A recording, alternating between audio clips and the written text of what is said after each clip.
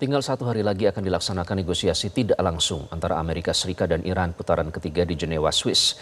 Sementara Garda Revolusi Islam Iran masih melaksanakan latihan militer di tengah ancaman Amerika Serikat yang mengerahkan pasukan besar-besaran di perairan Mediterania. Kita akan membahasnya bersama analis Timur Tengah Faisal Assegaf. Mas Faisal, selamat malam.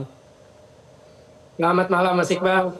Dan kontributor Metro TV di Iran, Ismail Amin. Mas Ismail, selamat sore waktu Iran. Ya, selamat sore Mas Iqbal, selamat sore Mas Faisal. Ya, selamat sore Mas Ismail. Ya, Mas Ismail, unjuk rasa mahasiswa di Iran kembali muncul ya di kampus-kampus. Meski lalu muncul aksi lebih besar yang mendukung pemerintah Iran dalam melawan hegemoni Barat. Nah, apakah ini diduga sengaja disulut oleh kelompok-kelompok pro-Amerika dan Israel untuk memecah fokus Iran di tengah perundingan yang saat ini masih terus berjalan, Mas Ismail?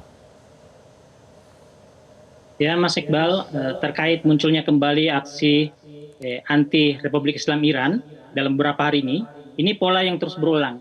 Saya sampaikan Mas Iqbal, musuh Iran ini setidaknya ada 3 kelompok. Yang pertama Amerika Serikat dan Israel. Yang permusuhan atas Iran ini disebabkan sikap Iran yang anti-Zionis dan pro kemerdekaan Palestina. Bukan hanya slogan, namun dalam aksi nyata dengan memberikan bantuan persenjataan dan pelatihan militer kepada kelompok perlawanan untuk melawan penjajah Israel. Yang kedua adalah kelompok anti Republik Islam Iran, yang diantaranya pada hukum ini ada kelompok loyalis Shah yang menginginkan Pahlavi kembali berkuasa, dan MKO atau Mujahidin Khal Organization yang banyak melakukan aksi teror di Iran.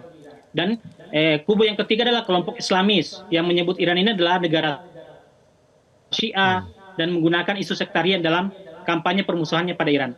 Nah, aksi anti pemerintah yang dilakukan sejumlah mahasiswa kemarin ini adalah gabungan 2 kelompok pertama, yaitu anti Republik Islam Iran yang mendapat dukungan dari Amerika Serikat dan Israel. Melalui aksi mereka ingin menunjukkan bahwa Iran masih belum sepenuhnya aman dan tetap masih ada kelompok anti rezim. Selain itu memang hendak ingin memecah konsentrasi Iran yang sedang fokus di tengah perundingan yang tengah berjalan.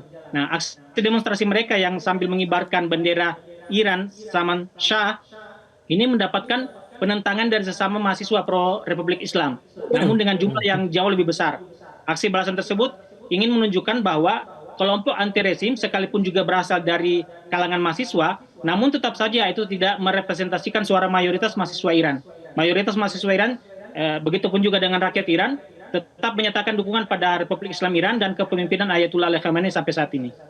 Oke, baik. Begitu, Mas Iqbal. Jadi Iran juga saat ini terus fokus.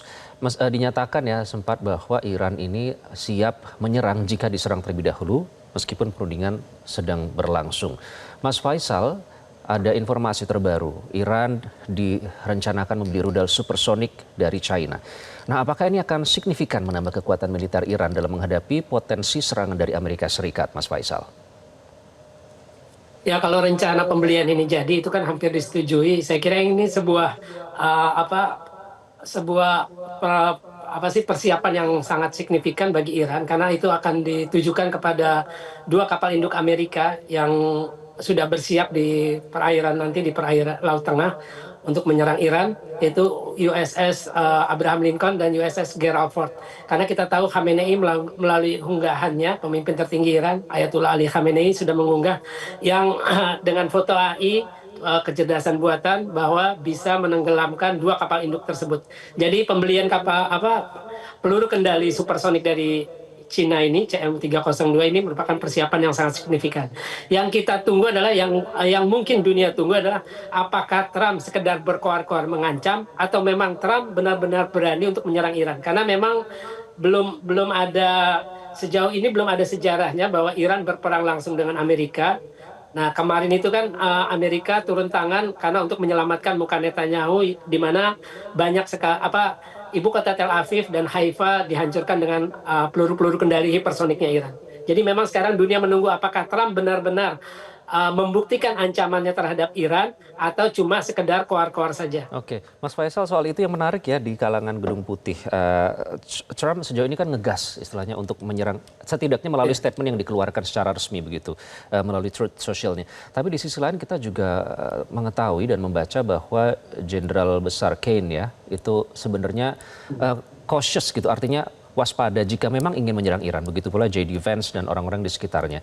Nah, ini kan ada perbedaan. Di satu sisi pihak yang biasanya harusnya menjadi advisor itu hati-hati dalam menyerang. Tapi di sisi lain Trump pada saat menyatakan ke publik tidak ada keraguan di dalamnya. Jadi melihat itu seperti apa, Mas Faisal?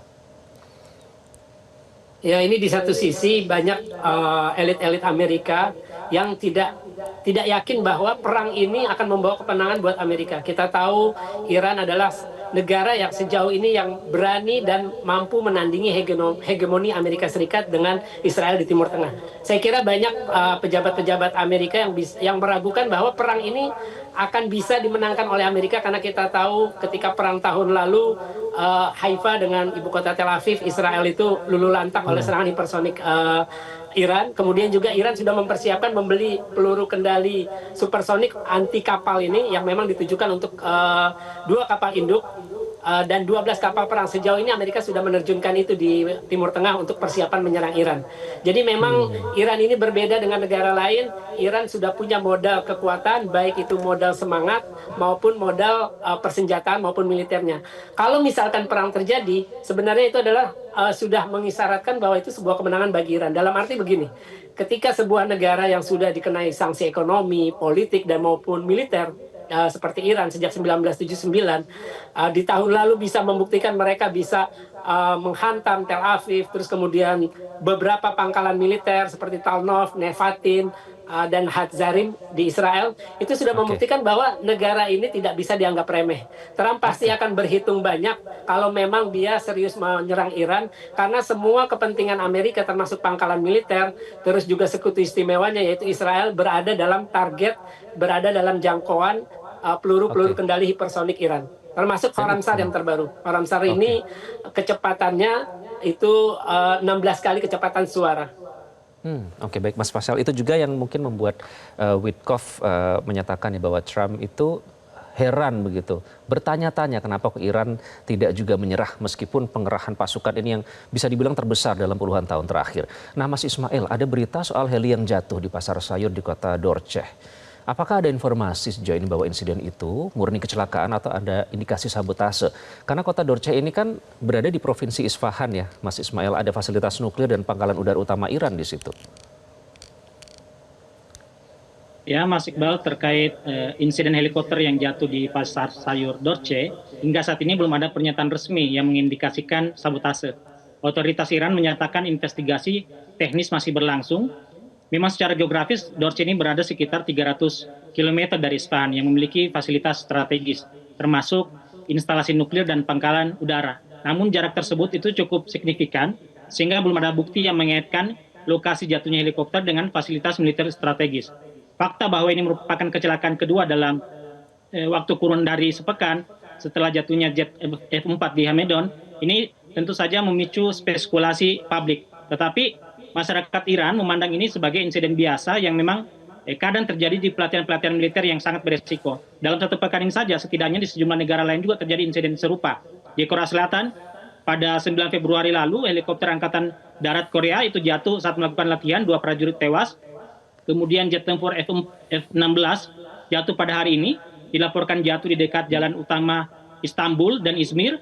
Kemudian di Filipina kemarin, kecelakaan saat latihan Filipina bersama Amerika juga terjadi. Pesawat militer Amerika Serikat menabrak beton saat latihan. Begitu juga 2 minggu yang lalu, helikopter Departemen Keamanan Amerika di Arizona juga jatuh dan menewaskan 2 orang. Jadi terkait helikopter Iran yang jatuh, sampai saat ini belum ada hasil investigasi resmi, belum ada dasar kuat untuk menyimpulkan bahwa ini penyebabnya adalah sabotase. Spekulasi memang berkembang di media sosial, tapi belum didukung bukti teknis, dan sampai sekarang belum ada laporan resmi terkait hal ini dari pihak berwenang Iran. Oke, baik Mas Faisal, kalau kita lihat perundingan ini kan masih terus berjalan ya, tapi di sisi lain Trump ini selalu menekankan akan menyerang jika Iran tidak tunduk pada kesepakatan atau tidak menurut, dan tuntutan ini dinilai tidak terlalu berlebihan begitu. Dan lagi-lagi Trump menuding Iran berupaya buat senjata nuklir yang tentu dibantah oleh Iran, dan menilai Trump menyebarkan disinformasi dan misinformasi.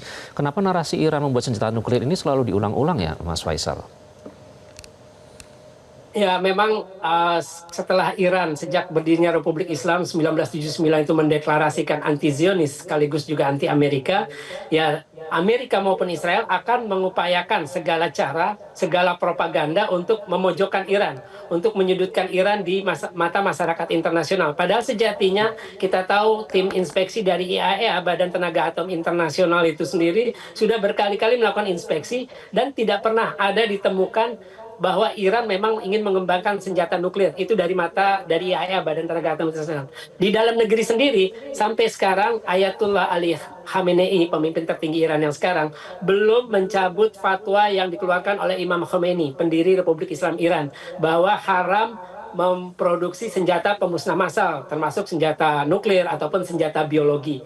Nah, memang Amerika dan Israel akan menggunakan segala cara itu untuk menyudutkan Iran.